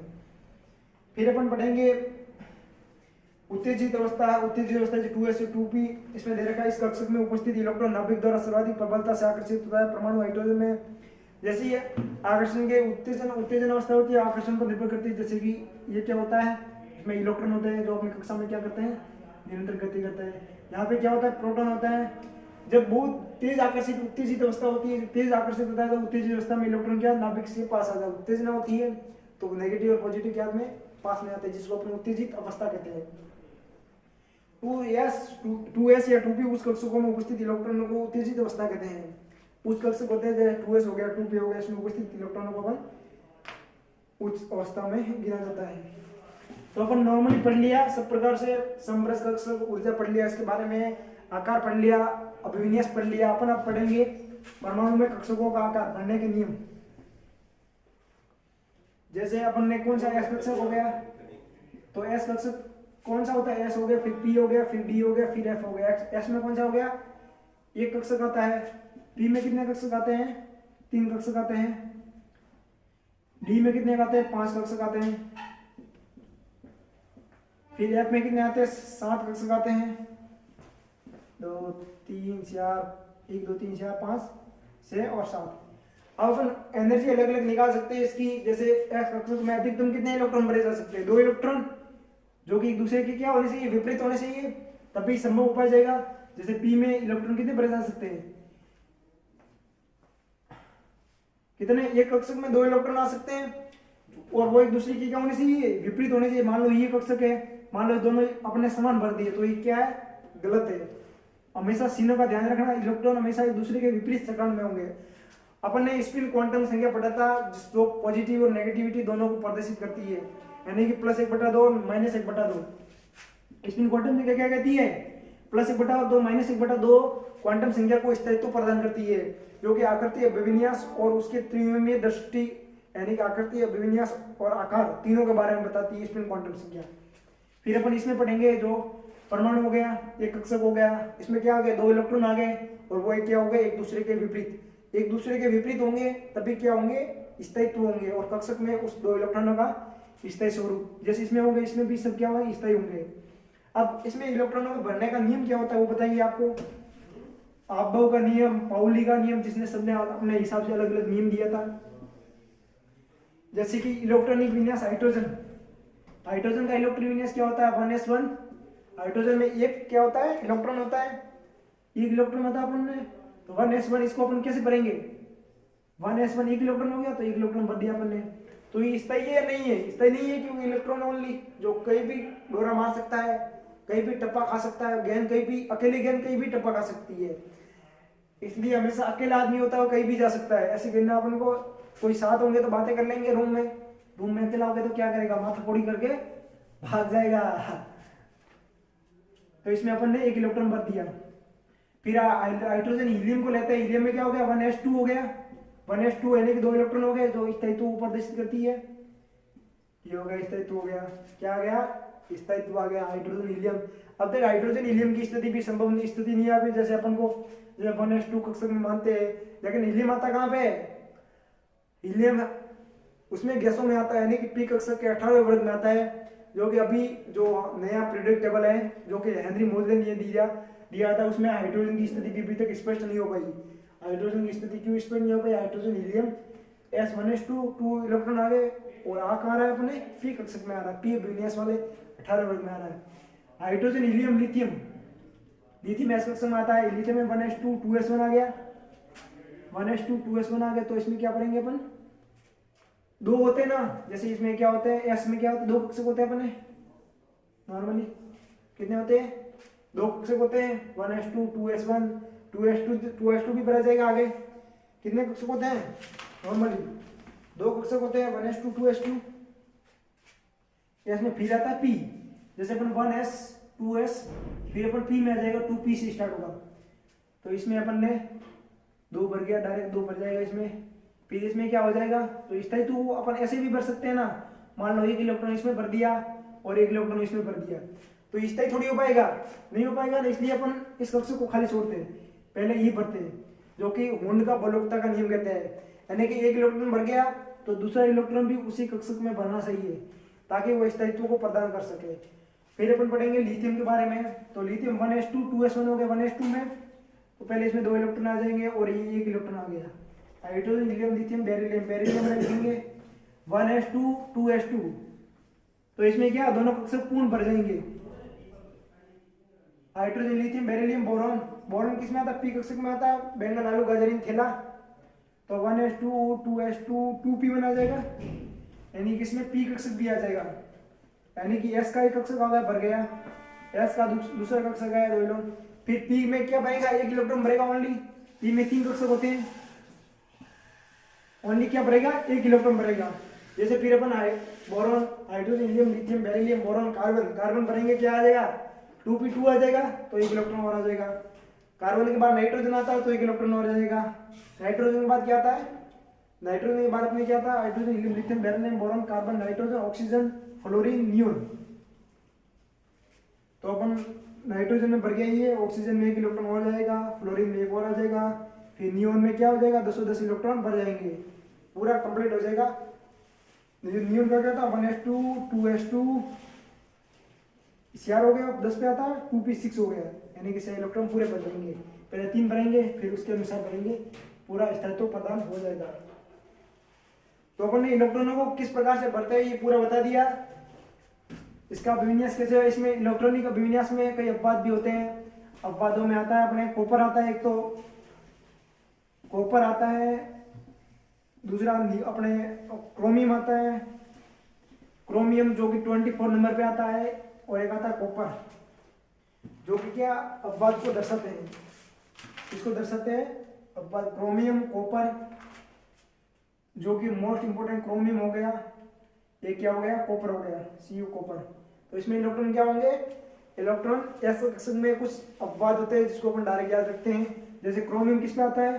24 नंबर पे आता है, तो इसके अपन को क्या लिखेंगे? 1s2 2s2 2p6 3s2 3s2 3p6 4s2, कितने हो गए? 2 2 से 10 10 और 18 18 2 20, और फिर आ जाएगा 3d आ जाएगा, 3d। यहाँ पे क्या आ जाएगा? अपवाद आ जाएगा, यानी d में कितने आ जाएगा? यहाँ पे s में 1 आ जाएगा, और d में कितना आ जाएगा? 5 आ जाएगा। ये क्या हो गया? अपवाद हो गया। लेकिन अपन नॉर्मल आना क्या चाहिए? यहाँ पे क्रोमियम में नॉर्मल 3d4 आना चाहिए और 4s2 आना चाहिए, लेकिन आ क्या रहा है अपन ने यहाँ पे? ये क्या है? गलत होगा, सरासर गलत होगा। अपन नियम से भरेंगे तो ये आना चाहिए 3d4 और 4s2, लेकिन आ क्या रहा है? 4s तो क्या आ रहा है? 1 आ रहा है, 4s1 आएगा, और 3d में d के 500 कक्षक भरे जाएंगे, कितने? 500, 3d 5 आ जाएगा, जो कि अर्धपूरित। इसका कारण क्या होता है? अर्धपूरित कक्षक होते हैं वो ज्यादा स्थायी होते हैं पूर्ण पूरित कक्षकों से। अर्धपूरित कक्षक होते हैं वो किससे ज्यादा स्थायी होते हैं? यानी कि जो 1 इलेक्ट्रॉन होता है उसमें अगर अर्धपूरित कक्षक है, जैसे डी कक्षक में कितने? 10 इलेक्ट्रॉन हो गए, तो इसके आधे इलेक्ट्रॉन भरे गए डी कक्षक में, 5 यानी आधे इलेक्ट्रॉन भरे जाएंगे, तो अर्धपूरित होने के कारण ये ज्यादा स्थायित्व प्रदान कर देगा। तो एस से डायरेक्ट इलेक्ट्रॉन डी में। अपन इसको अगर अवस्था द्वारा दर्शाते हैं तो अपन कैसे लिखते हैं? जैसे 1s2, जैसे कि लिख रहे हैं 1s2, 2 इलेक्ट्रॉन हो गए, 1s2 हो गया, 1s2 2s2 हो गया, 1s2 हो गया, पहले s कक्षक हो गया 1s2 2s2 हो गया, फिर 3p6 हो गया, 3p6। तो अपन डायरेक्ट आर्गन तक ले लेते, मान लो आर्गन आ गया, ये डायरेक्ट आर्गन आ गया, आर्गन 18 तक आ गया। फिर अपन क्या लेंगे? 4s क्या आता है? 4s में कितना आता है? 2 कक्षक होते हैं, 4s1 आता है, तो मान लो 1 इलेक्ट्रॉन हो गया। मान लो अपन 2 इलेक्ट्रॉन भर देंगे, मान लो 2 इलेक्ट्रॉन भर दिए, यहाँ पे आएगा डी कक्षक। डी में अपन कितने क्रोमियम में CR आते हैं? नियम के अनुसार CR आने चाहिए 1 2 3 और CR। तो क्या होगा? अगर 1 इलेक्ट्रॉन और आ जाएगा तो क्या अर्धपूरित हो जाएगा, 1 इलेक्ट्रॉन और आएगा अर्धपूरित हो जाएगा। तो क्या अपन अर्धपूरित नहीं करेंगे, अपन इलेक्ट्रॉन कैसे भरते हैं? इसमें 1 भरेंगे, 2 भरेंगे, 3 और CR। अगर 1 इलेक्ट्रॉन और आ जाएगा, क्या होगा? 1 इलेक्ट्रॉन यहाँ से किसमें आ जाएगा? उत्तेजित अवस्था, उत्तेजित अवस्था डायरेक्ट एक पी कक्षक में आ जाएगा यहाँ पर, तो ये अर्धपूरित हो जाएगा। अर्धपूरित होने के कारण जो इसका इलेक्ट्रॉनिक विन्यास होगा, तत्व होगा, वो अर्धपूरित अवस्था में स्थायित्व प्रदान कर देगा। तो डायरेक्ट यहाँ पे आ गया। तो क्रोमियम का क्या हो गया? अपवाद हो गया। इसी प्रकार से कॉपर में भी अपवाद होता है। कॉपर में आना क्या सही है? 3d9 आना चाहिए। कॉपर में अपन क्या लिखते हैं? कॉपर का लिखते हैं अपन आर्गन, आर्गन के बाद लिखते हैं 4s2, नियम से भरते हैं तो 4s2 आना चाहिए, फिर क्या आना चाहिए? 3D क्या आना चाहिए, 3D कॉपर आता है 29 पे, 29 पे आता है, तो 3D 9 आना चाहिए। लेकिन इसका ये इलेक्ट्रॉनिक विन्यास नियम से गलत आता है।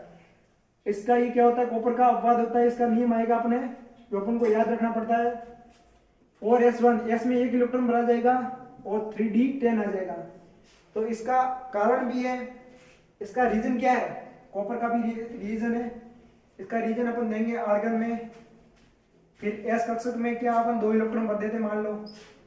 फिर d कक्षक में कितने 10 इलेक्ट्रॉन, मान लो 5 कक्षक होते हैं, 1 2 3 4 5 6 7 8 9। मान लो अपन नियम से भरते हैं तो 9 इलेक्ट्रॉन आ जाते हैं। कितने आ जाते हैं, 9 इलेक्ट्रॉन आ गए। मान लो 10वां इलेक्ट्रॉन नहीं आया यहाँ पे, तो ये क्या होगा, खाली रह गया। तो सबसे ज्यादा स्थायित्व किसका होता है, पूर्ण पूरित कक्षक, फिर अर्धपूरित कक्षक, फिर आता है अपूरित कक्षक। तो सबसे ज्यादा स्थायित्व होता है पूर्ण पूरित कक्षक होगा। तो यहाँ से एक कक्षक के इलेक्ट्रॉन क्या होगा, उत्तेजित होगा और यहाँ पे ट्रांसफॉर्म हो जाएगा। तो डी कक्षक क्या हो जाएगा, पूर्ण पूरित हो जाएगा। डी कक्षक पूर्ण पूरित होने का कारण इसको स्थायित्व प्रदान हो जाएगा। किसको, डी की फैमिली होती है जिसमें 500 कक्षक होते हैं, तो स्थायी हो जाएंगे। इसलिए इलेक्ट्रॉनिक विन्यास अपन किससे लिखेंगे, 4s1 3D 10 लिखेंगे कॉपर का। तो अपन को ध्यान किसका रखना है, कॉपर और क्रोमियम का। कॉपर और क्रोमियम आता है 16 नंबर पे और कॉपर आता है 29 नंबर पे। जो तुम ये बनाते हो सब्जी के भी इसमें बनाते हो कॉपर में, जो कि दोनों क्या होते हैं, अपवाद होते हैं। फिर अपन पढ़ेंगे नियम के बारे में। इलेक्ट्रॉनिक विन्यासों को अपन नियम से पढ़ते हैं। पहले अपन पहला रूल है अपना कौन सा, पहला रूल है ऑफ-बाउ का नियम। इसका ऑफ-बाउ रूल, ऑफ-बाउ रूल। ऑफ-बाउ रूल क्या कहता है कि परमाणु के तलस्थ अवस्था में कक्षकों को उनकी ऊर्जा के बढ़ते क्रम में भरा जाता है। किसके बढ़ते क्रम में, जिस प्रकार से एनर्जी बढ़ती है उसी प्रकार से कक्षकों को भरा जाता है। यानी कि सरल अवस्था में गए n+1। नियम क्या होता है, इलेक्ट्रॉनिक विन्यास के कक्षकों के भरने का नियम होता है n+1। यानी कि जितने पे मुख्य क्वांटम संख्या होगी उसको जोड़ के अपन इलेक्ट्रॉनों को भरेंगे। तो दूसरे इलेक्ट्रॉन सबसे पहले कम ऊर्जा वाले उपलब्ध कक्षकों में जाते हैं, उसको भरने के बाद उस ऊर्जा वाले में सबसे पहले कम ऊर्जा वाले में पढ़ेंगे, फिर ज्यादा ऊर्जा। जैसे कि आपको पढ़ाएंगे ऊर्जा, जैसे 1s हो गया, 2s हो गया, 2p हो गया। तो सबसे पहले ज्यादा एनर्जी बढ़ेगी। ज्यादा एनर्जी किसकी होगी, मुख्य क्वांटम संख्या पर निर्भर करती है। तो मुख्य क्वांटम संख्या 2 की ज्यादा है, तो इसमें ज्यादा पहले इलेक्ट्रॉन बढ़ेगा। तो n+1 नियम से अपन ऑफ-बाउ के नियम से भरते हैं। तो ऑफ-बाउ रूल आपको याद रखना है। सबसे पहले अधिक ऊर्जा वाले कक्षकों को भरेंगे, फिर उसके घटते क्रम में कम ऊर्जा वाले कक्षकों को भरा जाता है। ये ऑफ-बाउ का रूल हो गया। इसको अपन n+1 रूल भी कहते हैं। n+1 रूल भी कहते हैं, जिसमें n और l का मान लिया जाता है। मान लो सर्वप्रथम n बराबर क्या लेते हैं, 1 लेते हैं, तो l क्या हो जाएगा 0। तो बराबर क्या हो जाएगा, n+l क्या हो जाएगा 1 + 0 बराबर क्या हो जाएगा 1। फिर n बराबर 2 लेते हैं तो l क्या हो जाएगा, l क्या हो जाएगा 0 भी ले सकता है और 1 भी हो सकता है। तो क्या हो जाएगा, यहाँ पे लेंगे n+1 n2 और ये मान लो 1 लेते हैं तो आ जाएगा मान इसका 1 लेते 3 आ जाएगा, 0 लेंगे तो क्या आएगा 2, यानी कि 2 और 3 हो सकता है। तो इस प्रकार से अपन n+l रूल से भरते हैं। फिर अपन पढ़ेंगे पाउली अपवर्जन का नियम। पाउली के अपवर्जन का नियम क्या कहता है, उसके बारे में किसी भी परमाणु में 2 इलेक्ट्रॉनों की शेयर और क्वांटम संख्या का मान समान नहीं हो सकता। किसी भी परमाणु में स्थित 2 इलेक्ट्रॉनों की शेयर और क्वांटम संख्या का मान क्या होता है, समान नहीं हो सकता। यानी कि अपन केवल 2 इलेक्ट्रॉन एक कक्षक में रह सकते हैं, उससे अधिक नहीं रह सकते। इन इलेक्ट्रॉनों के पुनःसंचरण विपरीत होने चाहिए। यानी कि केवल 2 इलेक्ट्रॉन एक कक्षक में रह सकते हैं और इनके पुनःसंचरण एक दूसरे के विपरीत होने चाहिए। कौन कहता है, पाउली का अपवर्जन नियम कहता है। पाउली का अपवर्जन नियम अपन सिंपल रूप से पढ़ेंगे। यानी कि एक कक्षक में 2 इलेक्ट्रॉन रहते हैं और उनका जो संकरण होता है, यानी कि अपन एस से स्पिन पढ़ते हैं, इसको स्पिन संकरण, जो एक दूसरे की क्या होना चाहिए, विपरीत होना चाहिए। तो ये वो आपस में स्थायित्व प्रदान करते हैं। ये नियम कहता है पाउली का अपवर्जन रूल। तो अपने 2 रूल हो गए। पहला हो गया ऑफ-बाउ का रूल। ऑफ-बाउ का रूल कहता है कि अपन को मुख्य क्वांटम संख्या यानी कि अधिक ऊर्जा वाले कक्षकों को पहले भरते हैं, फिर कम ऊर्जा वाले कक्षकों को भरते हैं। फिर दूसरा रूल आ गया पाउली का नियम। पाउली का नियम ये कहता है कि एक कक्षक में 2 इलेक्ट्रॉन होने चाहिए और वो भी क्या होने चाहिए, विपरीत होने से ये विपरीत होंगे तभी क्या होगा, स्थायित्व प्रदान होगा। ये हो सही गया बात भी लेना। पाउली का अपवर्जन नियम। फिर हो गया वुंड का अधिकतम मौलिकता का नियम। किसका नियम पढ़ेंगे, वुंड का, वुंड का अधिकतम मौलिकता का नियम, मैक्सिमम मौलिकता का नियम। तो वुंड का अधिकतम मौलिकता का नियम क्या कहता है कि परमाणुओं को पहले ऊर्जा के पहले एक परमाणु भरा जाएगा तो उसके बाद दूसरा परमाणु उसी कक्षक में बनना चाहिए ताकि वो क्या होगा, स्थायित्व प्रदान कर सके। तो पहला अपने आप रूल जिसमें अपन ने क्या पढ़ा था, एनर्जी पे पढ़ा था, यानी कि 1s 2s और 2p। तो इसमें सबसे ज्यादा मुख्य क्वांटम संख्या किसकी है, 2p की, तो 2 ज्यादा भरा जाएगा, फिर ये भरा जाएगा, फिर क्या 1s भरा जाएगा। फिर अपन ने पाउली का पढ़ा, तो पाउली में एक कक्षक में 2 इलेक्ट्रॉन होने चाहिए और वो भी दूसरे क्या होने चाहिए, विपरीत होने चाहिए, तभी वो क्या एक दूसरे को स्थायित्व प्रदान कर सकेंगे। फिर अपन तीसरा पढ़ेंगे, अपन एक बीच में पढ़ा था n+l रूल भी पढ़ा था, जिसमें अपन क्या पढ़ते हैं, दोनों को जोड़ते हैं n के मान को l के मान को, उससे अपन अलग अलग तत्वों का इलेक्ट्रॉनिक विन्यास निकालते हैं। जैसे हाइड्रोजन को हो गया 1s1, हीलियम को हो गया 1s2, लिथियम को हो गया 1s1 1s2। फिर वुंड का मौलिकता का नियम है कि कक्षकों में इलेक्ट्रॉनों का युग्मन तब तक नहीं होता जब तक कि उपरोक्त सभी कक्षकों में एक एक इलेक्ट्रॉन नहीं हो जाए। यानी कि भाई पहले युग्मन तब तक नहीं होता जब तक कि एक एक इलेक्ट्रॉन नहीं हो जाए।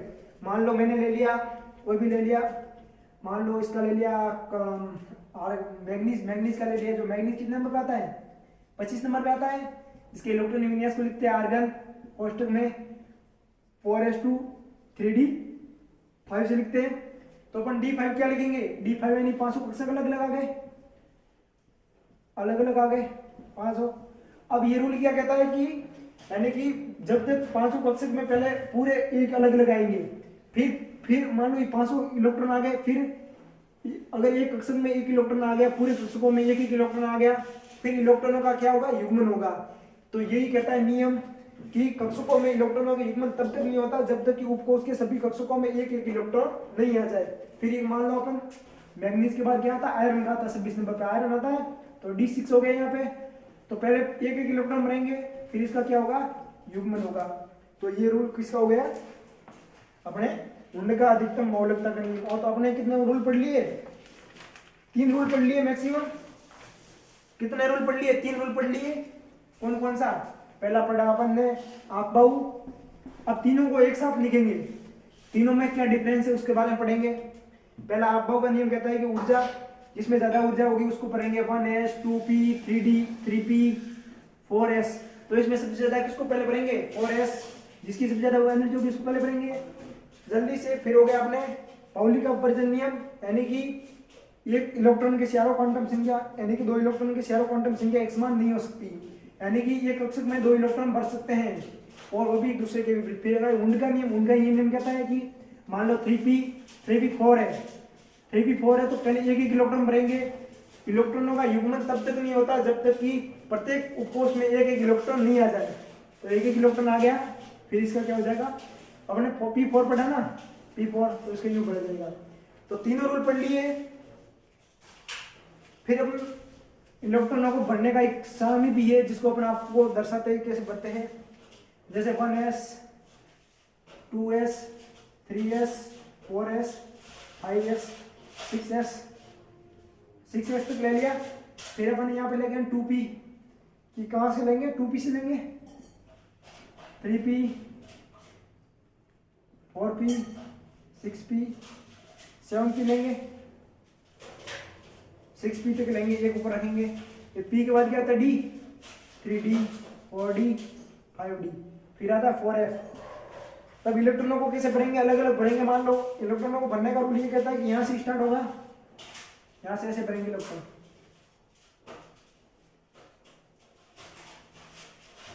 इस प्रकार से, यानी कि पहले 1s बनाएगा, फिर 2 में आएगा, फिर p आ जाएगा, फिर 3s आएगा, 3s के बाद में क्या आ जाएगा, 4s आएगा, 3p आएगा, फिर ये आएगा क्या, 3d आ जाएगा, फिर 3d आ जाएगा, 4s के बाद क्या आ जाएगा, 3p के बाद ये आ जाएगा, 3d आ जाएगा। जैसे अपन किसका निकालते हैं, मान लो क्रोमियम का निकालते, क्या होता है क्रोमियम का, 3p आएगा, 3p6 4s2 और 3d क्या आ जाएगा, 3d 5 अपवाद होता है, इसलिए 3d उसमें 5 लिखते हैं और 4s 1 लिखते हैं। तो ये पूरा एक सारणी हो गया। ये अपन को अपवाद जैसे क्रोमियम हो गया, कॉपर हो गया, ये अपवादों को अपन को इलेक्ट्रॉनिक विन्यास याद रखना पड़ता है। किसके कारण याद रखना पड़ता है? स्थायित्व के कारण।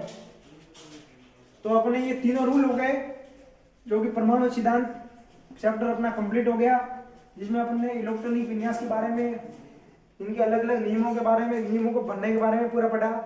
इलेक्ट्रॉनिक विन्यास के कक्षकों को किस प्रकार से इलेक्ट्रॉनों से भरा जाता है, इसके बारे में पूरा अलग अलग से पढ़ा है। तो दोस्तों आज की अपनी क्लास पूरी होती है। अपन परमाणु सिद्धांत जो एटॉमिक स्ट्रक्चर चैप्टर था, उसके सारे कंसेप्ट अपन ने इस चैप्टर में पूरे कर लिए, जिसमें अपन ने कक्षकों की आकृति, अभिविन्यास से लेके इसके इलेक्ट्रॉनिक विन्यास तक पूरा पढ़ लिया। अगर बच्चों अगर आपको ये वीडियो अच्छा लगा हो तो चैनल को सब्सक्राइब कर ले, और अगर वीडियो अच्छा लगा हो तो लाइक कर दे। मिलते फिर अगले नेक्स्ट वीडियो में। आप अगर वीडियो अगर समझ में नहीं आया, अगर आपको कोई भी टॉपिक, तो आप कमेंट कर सकते हो कि ये समझ में नहीं आया। अगर आप वीडियो को दोबारा देख ले ताकि आप पूरा समझ सके। अगर आपको कोई प्रॉब्लम होती है पढ़ने में कोई, तो आप दोबारा पढ़ सकते हो पूरा।